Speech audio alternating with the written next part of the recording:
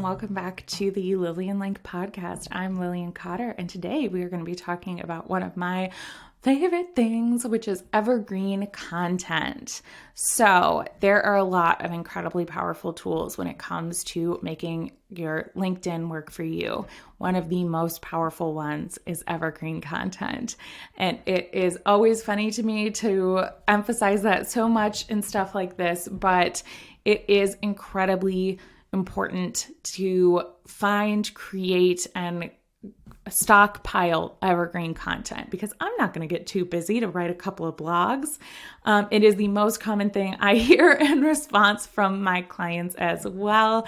And that is where evergreen content can come in. So what evergreen content really is just content that is evergreen. So it's something that you can post today or tomorrow or a month from now or a year from now, and it is going to be just as relevant. So your holiday post, your wrap up 2023, all of those things are not going to be evergreen. But if you have your most frequently asked questions and you have answers to those are probably going to be evergreen. For example, the very first episode that I did of this podcast was why LinkedIn? Why should somebody using this platform?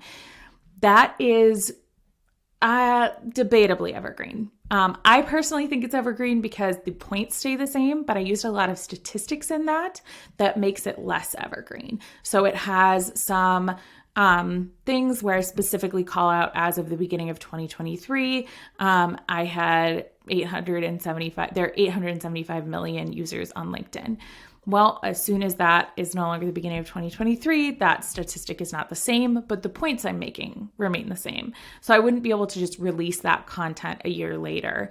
However, my content piece that I did, which I believe came out either just before this or maybe a few weeks ago, is one that is evergreen. And there's a lot of different reasons to do evergreen content. You can have it when you're busy. You can do content in batches. Like, for example, again, some of those eagle-eyed viewers who, particularly those of you on YouTube, may notice that I am wearing the exact same sweater in every single one of my first few videos. And the reason for that is I did all of these in a couple of hours one weekend in January. So I am able to stockpile content and then release it over the course of the next few weeks and months. So if you have topics that are not tied to a particular event, tied to a particular news piece, that is going to become less interesting over time, you have something that is evergreen. So there's a lot of advantages to doing something like that. One of the reasons why it's particularly important for something like LinkedIn, for social media in general, is that evergreen content is a great way to maintain consistency. And consistency is one of the most important pieces for signaling to those platforms that you are someone that is worth pushing out in front of their audience. If you want to, we can talk a lot about the importance of consistency. We can talk about the how and when and why of the LinkedIn algorithm. In fact, I am going to, but that is a future episode. But evergreen content is one of the most powerful for consistency. So particularly one of the biggest things, I have a lot of clients who I'll do a coaching call with and I'll be really excited about something and I'll say, realistically, how many articles do you think you can write in a given month? And a lot of times people will come back, I can do 4, I can at least do 2, I can do this and that and the other. Great. That is wonderful. I love that. Cut that number in half. That's how many you're going to post.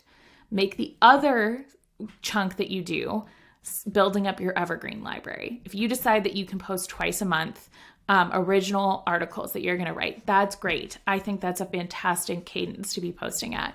I would post once a month of original content of an article that you are writing with great thought leadership.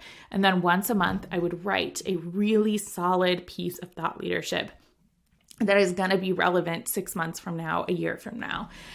Then you can create a stockpile of those. So when the business comes flooding in, when you get that big contract, when you go on that vacation, you don't have to worry about maintaining your content. You can just pull from your Evergreen library and post that content.